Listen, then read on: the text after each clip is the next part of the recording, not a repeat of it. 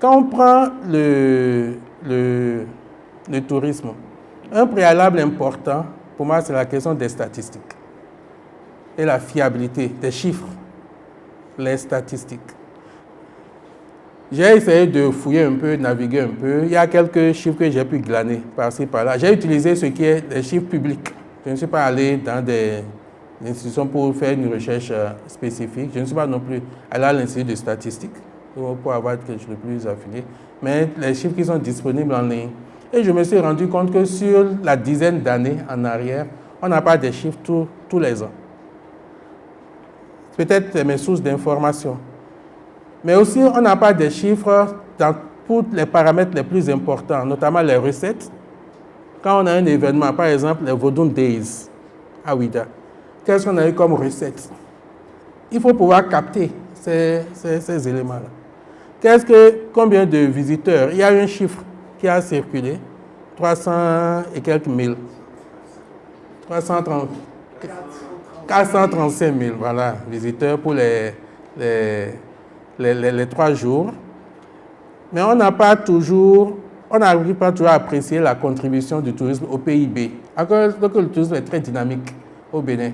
Bon, au cours des 10 dernières années, même 15 dernières années, ça tourne toujours autour de 2,6%, 2,5%. Le PIB, c'est le produit intérieur brut.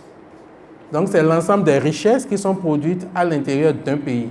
C'est ça qu'on appelle le PIB. Et ce que le tourisme a comme apport par rapport à cela, ça tourne autour de 2,6%.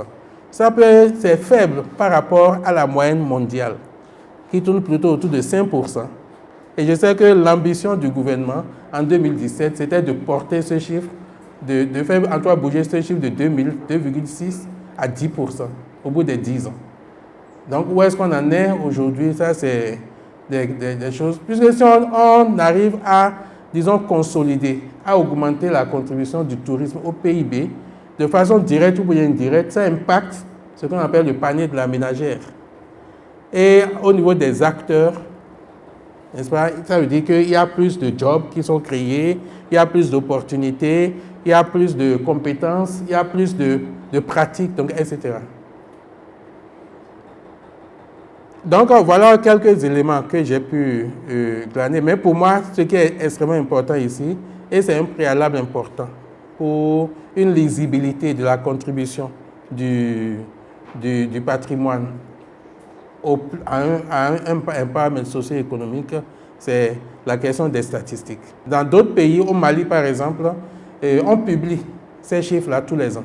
Il y a ce qu'on appelle le journal des statistiques culturelles. C'est publié, combien d'acteurs il y a, et c'est même décentralisé au niveau des régions et des communes. Ou dans telle ville, vous saurez, il y a tel nombre d'acteurs, ils ont fait tel nombre de spectacles, dans tel centre, voilà ce qu'il y a eu comme recette. Donc il y a pas mal d'informations qu'on peut, disons, saisir et qui sont disponibles, disons, en ligne. On a aussi ce type d'informations au Cameroun, même si c'est moins crédible, mais aussi en Afrique du Sud et au Kenya.